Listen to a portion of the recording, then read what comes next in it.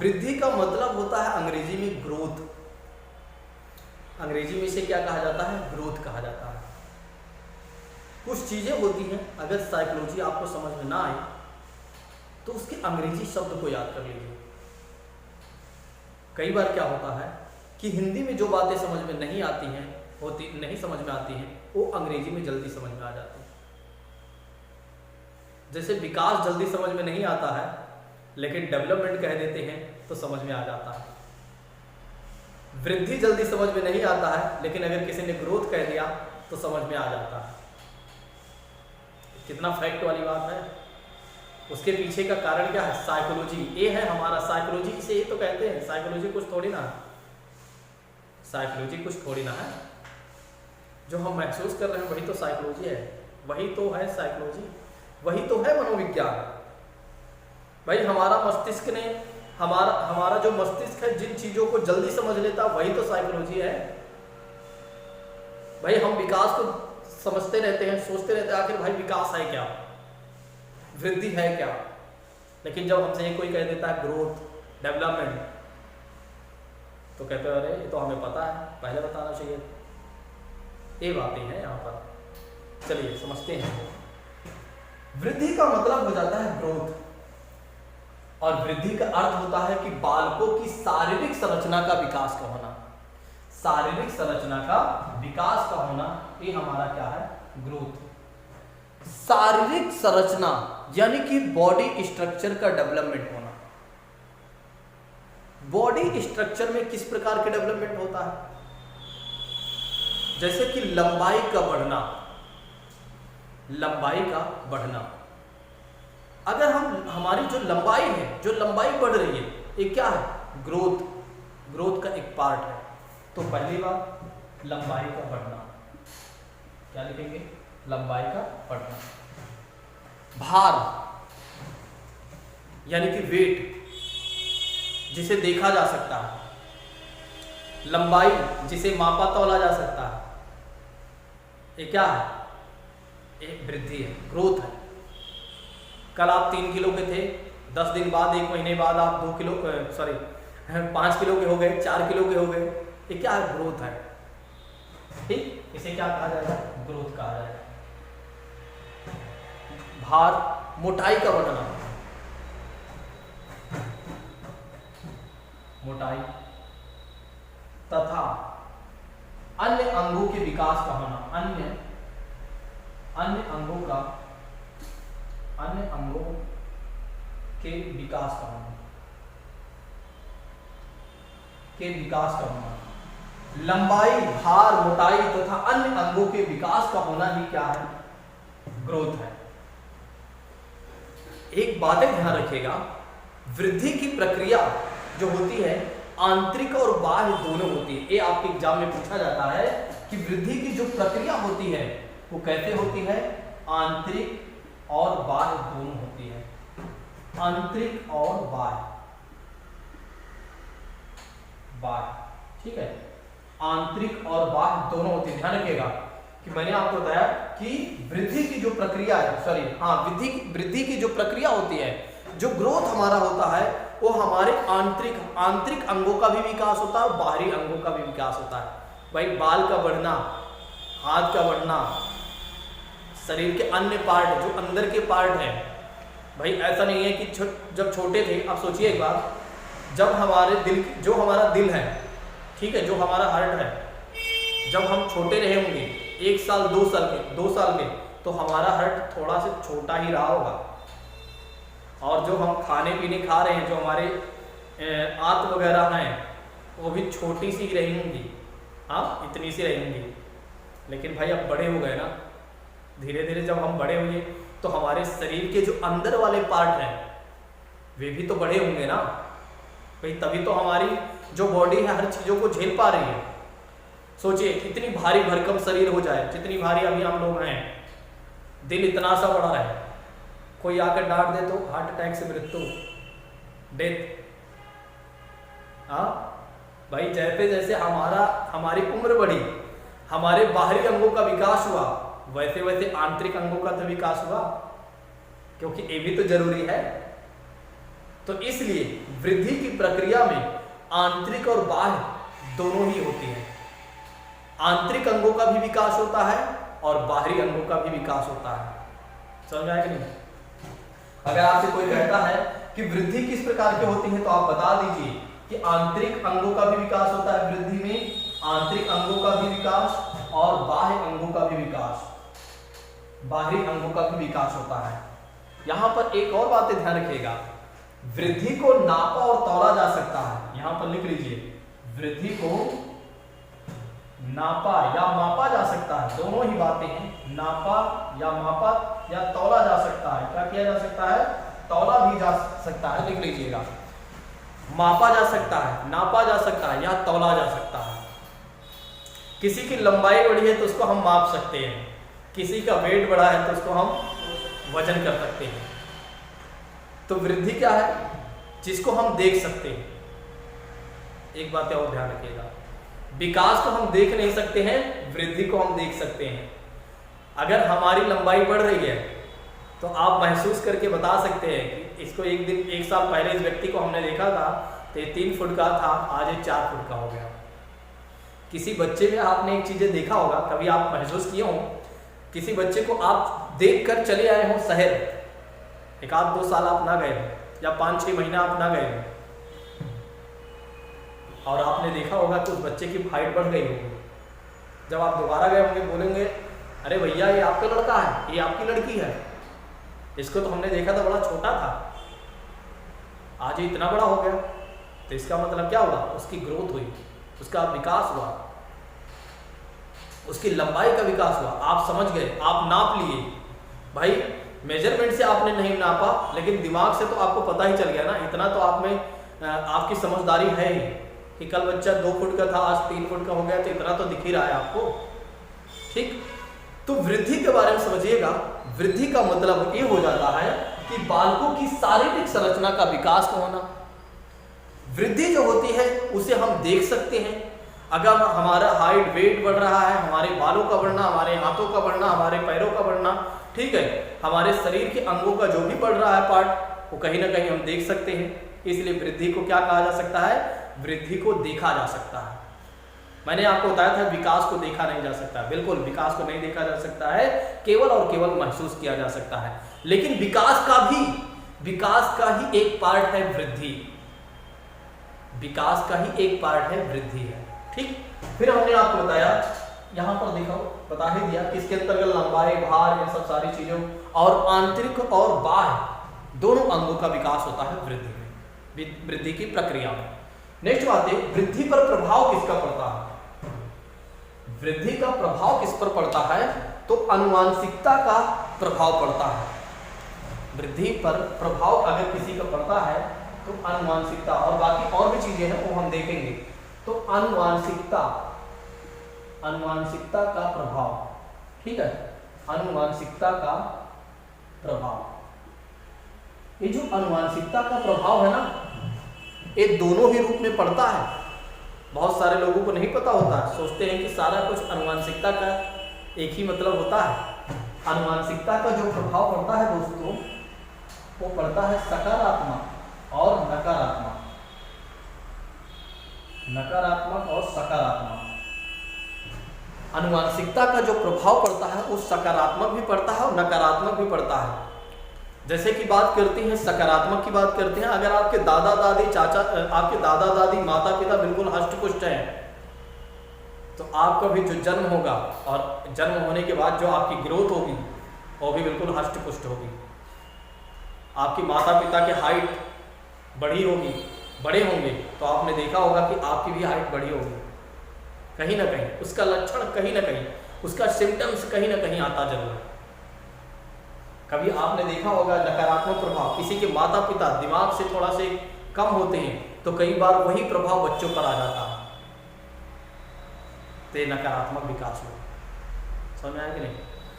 अगर आपसे कोई कहता है कि क्या वृद्धि पर अनुवांशिकता का केवल सकारात्मक प्रभाव पड़ता है या केवल नकारात्मक प्रभाव पड़ता है, तो बोलिए केवल तो कुछ शब्द होता ही नहीं है। केवल का मतलब तो हमेशा नकारात्मक होता है कहीं ना कहीं। केवल मतलब क्या है, यहाँ पर दोनों का प्रभाव पड़ता है, सकारात्मक का भी और नकारात्मक का भी। अब बात ये डिपेंड करती है कि माता पिता या हमारे अनुवांशिक लोग हैं कैसे, मतलब जो हमारे ऊपर की जो जनरेशन है वो है कैसे, उसका किस तरह से विकास हुआ है। समझ में आ रहा है कि नहीं? चलिए आगे बढ़ते हैं। अब बात कर लेते हैं विकास के बारे में। वैसे विकास हमने बताया है, लेकिन फिर भी एक बार विकास को हमें समझना चाहिए थोड़ा सा। और एक बात, शारीरिक विकास क्लियर हुआ, ठीक है, और जो लोग ऑनलाइन देखते हैं वो भी बता दिया करें कि हाँ सर क्लियर है हमें।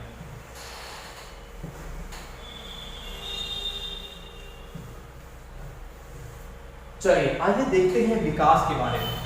वैसे विकास बताया हूँ, विकास की प्रक्रिया में बहुत सारी चीजें बता दिया हूँ, लेकिन फिर भी समझ लीजिए।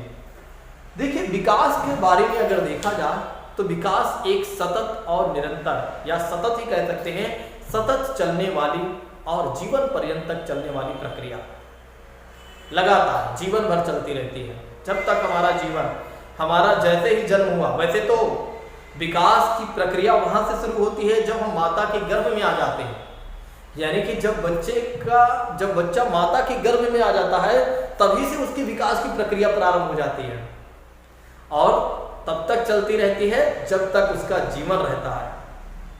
देखिए कितना अद्भुत चीजें हैं ना। वृद्धि में एक और बात ध्यान रख लीजिएगा, शायद मैं बताते समय भूल गया था। वृद्धि एक समय तक चलेगी, लेकिन एक समय पर आने पर, परिपक्व अवस्था में आने पर, मैच्योरिटी अवस्था आने पर रुक जाएगी। जैसे वृद्धि का मतलब ये होगा, लंबाई अगर आपकी बढ़ेगी तो बहुत बढ़ेगी, 15-20 साल, 21 साल, लास्ट अंतिम मान लेता हूँ, भगवान आप पर ज्यादा दया दिखा रहे हैं, या आपके खाने पीने की व्यवस्था अच्छी है, ठीक ठाक है, तो 25 साल में आप बढ़ गए, हो सकता है। तो एक समय तक ही वृद्धि होती है, लेकिन विकास का कोई समय नहीं होता। एक जब तक जीवन हमारा रहेगा तब तक हमारा विकास होगा। ये है विकास की विशेषता। नेक्स्ट बात करते हैं, विकास में अगर देखा जाए तो परिमाणात्मक परिवर्तन, एक क्वांटिटी वाला परिवर्तन, एक मात्रात्मक परिवर्तन के साथ देखा जाए तो व्यवहारिक परिवर्तन भी होता है, यानी कि बिहेवियर चेंजेस भी होता है। जैसे कि बात करते हैं कार्य कुशलता, हमारे अंदर स्किल डेवलपमेंट का होना, हमारे अंदर स्किल्स आती हैं, कार्य कुशलता, कार्य करने के में जब हम कुशल होते हैं तो ये क्या है, विकास है। दूसरी बात करते हैं कि व्यवहार में सुधार का आना, व्यवहार में सुधार का आना, ये क्या है, विकास है। हाँ, कार्य क्षमता में वृद्धि का होना, ये क्या है, विकास है। भाई कल तक आप यहां थे और आज आप यहां आ गए, विकास हुआ ना। नेक्स्ट बात करते हैं कि विकास जिसे नापा तौला नहीं जा सकता है, इसमें कुछ है नहीं इसलिए लिखा नहीं रहा हूं, समझ लीजिए, ठीक है। विकास जो है विकास जो है जिसे नापा तौला नहीं जा सकता है। वृद्धि को नापा तौला जा सकता है या मापा जा सकता है। हाइट वेट का बढ़ रहा है, माप लीजिए, तौल लीजिए, लेकिन विकास बढ़ रहा है, कभी आप माप तौल नहीं कर सकते हैं। किसी के व्यवहारों में कितना परिवर्तन हुआ आप ये नहीं कर सकते हैं। आप महसूस कर सकते हैं कि एक बच्चा था जो कल तक गाली देता था, वो भी एक विकास ही है, लेकिन उसमें अच्छा सुधार हो गया तो इसका और अच्छा विकास हुआ, क्योंकि उसे गलत एनवायरनमेंट मिल गया था। गाली जन्म से थोड़ी ना कोई सीख कर आता है। हाँ, अब अभिमन्यु तो है नहीं कि माता के गर्भ से ही सीख जाना, माता के गर्भ से ही महाभारत के उस सातों चक्र को तोड़ देना, अंदर प्रवेश कर जाना। हाँ, हम तो एक सामान्य पुरुष है, ठीक है, हम एक सामान्य व्यक्ति हैं, लेकिन ऐसा नहीं है कि माता के गर्भ से हम कुछ नहीं सीखते हैं, बहुत कुछ सीखते हैं,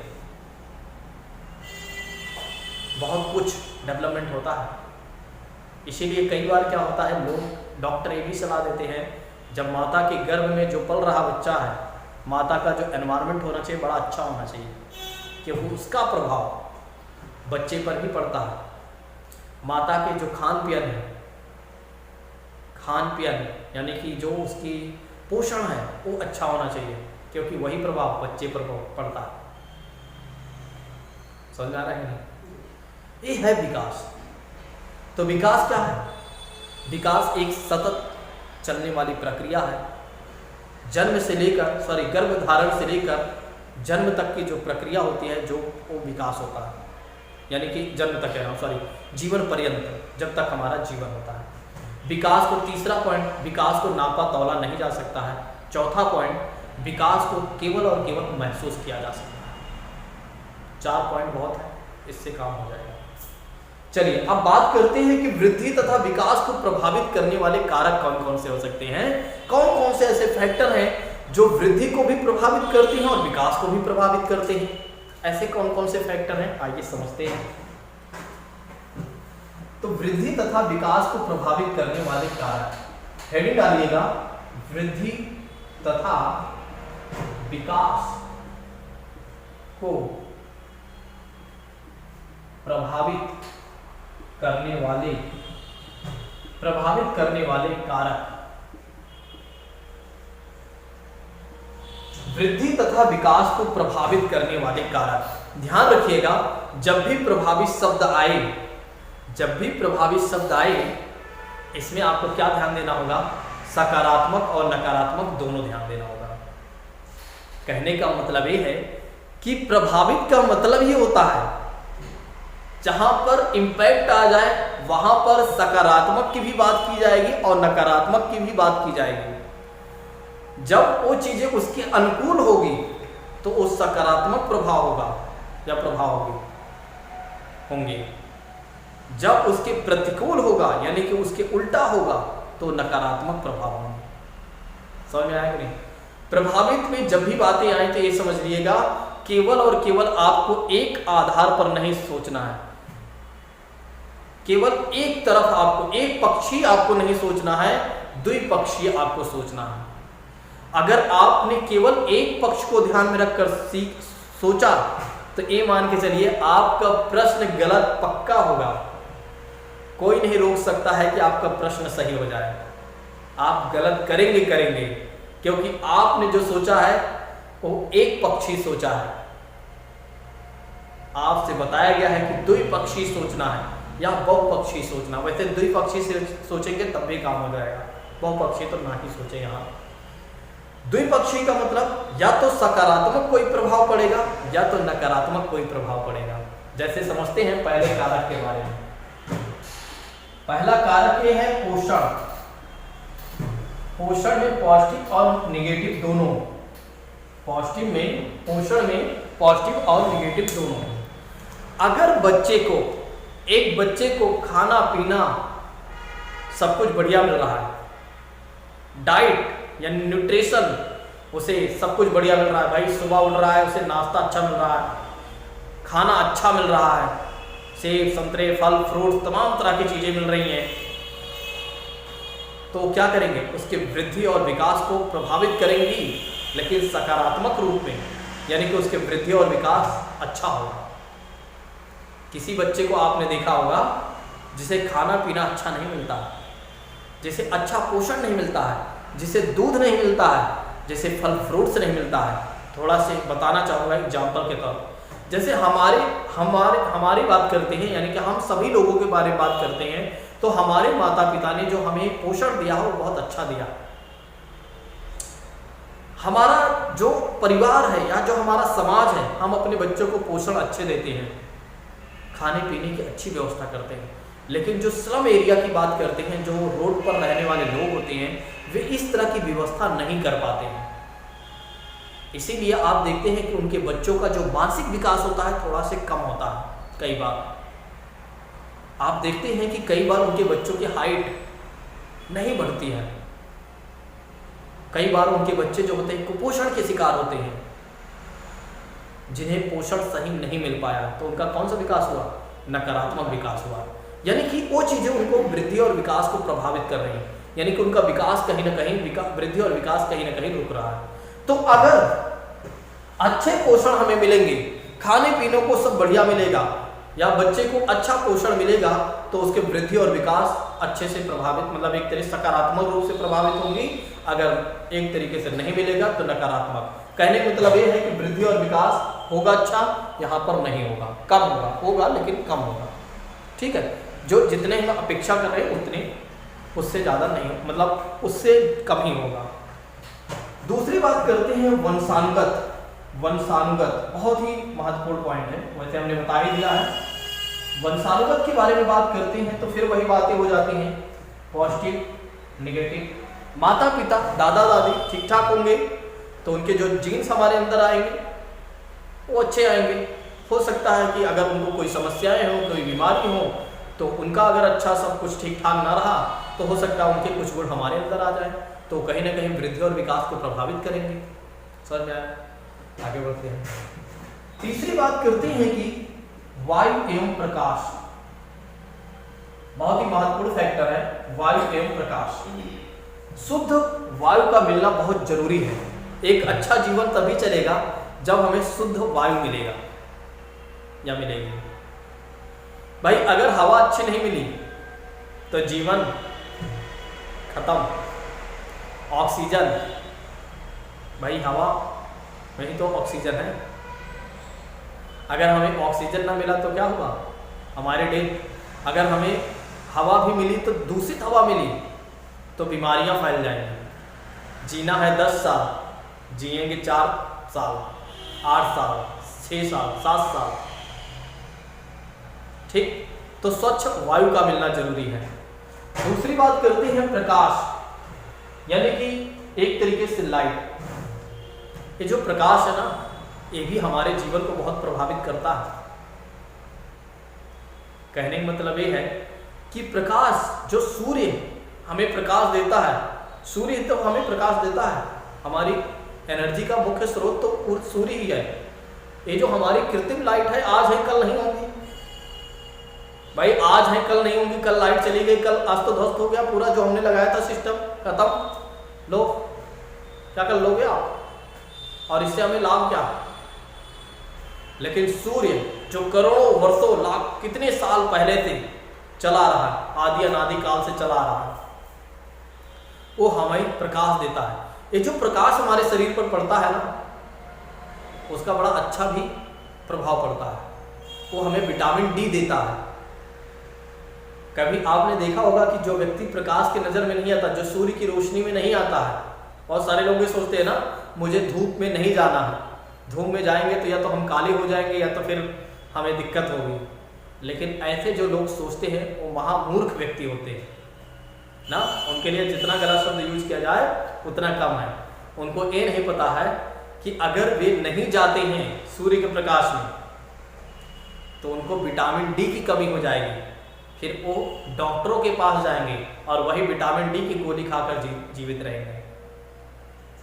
तो गोली खाने से अच्छा है, हाँ, गोली खाने से अच्छा है सीधा सामने आ जाओ, हाँ, सीधा प्रकाश, सीधा शक्ति लो।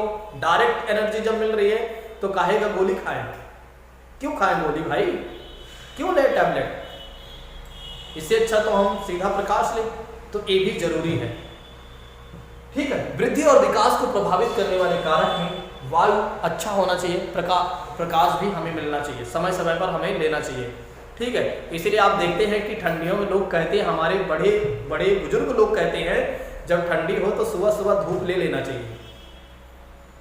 और आप देखते हैं गांव देहात में जैसे ही सुबह ठंडी, जैसे ही ठंडी मतलब जैसे ही सुबह होती है, लोग देखते हैं धूप कहाँ पर है, वहाँ पहुँच जाते हैं।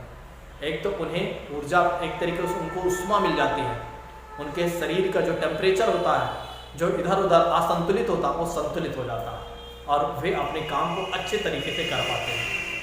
कई बार आप देखते हैं बहुत दिन धुंध रहता है, कोहरा रहता है, और जिसकी वजह से हमें सूर्य नहीं मिलता है और हमारी बॉडी थोड़ा सा ढीली ढाली लगने लगती है। हम महसूस ही नहीं करते, हमें लगता है कि ऐसे ही हमारे अंदर आलस आया है। उसके पीछे का कारण ये है कि कहीं ना कुछ तो कमी है। हो सकता है विटामिन डी की ही ना कमी हो आपके अंदर। ठीक है, तो ये जरूरी है। नेक्स्ट बात करते हैं शारीरिक क्रिया। शारीरिक क्रिया। शारीरिक क्रिया का मतलब ये हो जाता है दोस्तों कि फिजिकल एक्टिविटी अगर बच्चे व्यायाम करते हैं तो हमेशा चुस्त फुर्त रहेंगे और वे चीजें उनको उनके वृद्धि और विकास को प्रभावित करेंगे सकारात्मक रूप से। जिन बच्चों को आप देखते हैं दिन भर लेटे रहते हैं, 24 घंटे दिन भर फोन में लगे रहते हैं, उनका जीवन कितना दुष्प्रभावित होता है या हो रहा है उनको खुद भी नहीं पता, उनके माता पिता को भी नहीं पता है। हर माता पिता ये सोचते हैं अपने बच्चों को शांत करने के लिए हमें क्या कर देना चाहिए, फोन दे देना चाहिए। आप फोन तो दे रहे हैं, आप अपना पीछा तो छुड़ा रहे हैं, लेकिन उस बच्चे को जिस अंधकार में आप डाल रहे हैं, उसका जो जीवन आप प्रभावित कर रहे हैं, उससे बड़ी बात कुछ नहीं हो सकती। मतलब माता पिता ही बच्चे को उस अंधकार या उसके वृद्धि और विकास को रोक रहे हैं, जिस वृद्धि और विकास के लिए उसको जरूरत थी, उसे खेलने की जरूरत थी, उसे एक तरीके से घूमने की जरूरत थी, उसे दौड़ने की जरूरत थी, उसे कूदने की जरूरत थी, उसे लग जाने की जरूरत थी। उसके चोट लग जाए कोई दिक्कत नहीं है, लगने तो दो, तभी तो उसके वृद्धि और विकास अच्छा होगा। आप सोचिए कि हमसे पहले जो हमारे दादाजी थे वो कितना जीवित थे, हमारे पापा जी हमसे ज्यादा जीवित समय तक रहे, हम उनसे थोड़ा से नीचे रहेंगे, लेकिन हमारी जो जनरेशन होगी क्या हमसे ज्यादा जी लेगी, क्या हमसे ज्यादा काम कर लेगी? नहीं कर पाएगी। क्यों नहीं कर पाएगी? क्योंकि आज की जो जनरेशन है वो मोबाइल फोन में अपना जीवन व्यतीत कर रही है। उसे ये नहीं पता है कि बैट बॉल क्या होता है, उसे ये नहीं पता होता कि हॉकी क्या होता है, उसे ये नहीं पता होता जो पेड़ों पर उछल कर कूदते हैं उसे नहीं पता होता जो बॉल होते उठाकर फेंक कर मारने वाले, कंचे क्या होते हैं, पैसे वाला सिक्का क्या खेलते हैं, ये उसे नहीं पता। वो कभी नहीं गिरा होगा, कभी उसको चोट नहीं लगी होगी। हमें जब चोट लग जाते थे तो कभी हम डॉक्टर के यहाँ नहीं जाते थे। हाँ, सोचिए एक बार, जब हमें चोट लग जाती थी तो हम डॉक्टर के यहाँ नहीं जाते थे। पहले हम तो कोई ना कोई कागज लगा लेते थे, कुछ ना कुछ बांध लेते थे, घर में भी नहीं बताते थे। घर वाले पूछते थे भाई लग क्यों गया, ये क्या हुआ है, क्यों ऐसे चल रहे हो? बोले कुछ नहीं, गिर गए थे, क्योंकि उन्हें पता है 2 दिन बाद तो हम सही हो ही जाएंगे।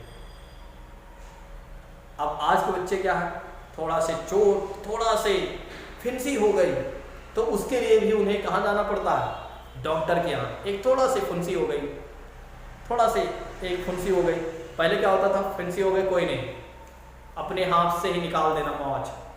हाँ, जो मिवाज होती थी उसको अपने हाथ से निकाल देना, उसमें बीड़ी की कागज लगा देना, सही हो गया। ये है हमारी विशेषता।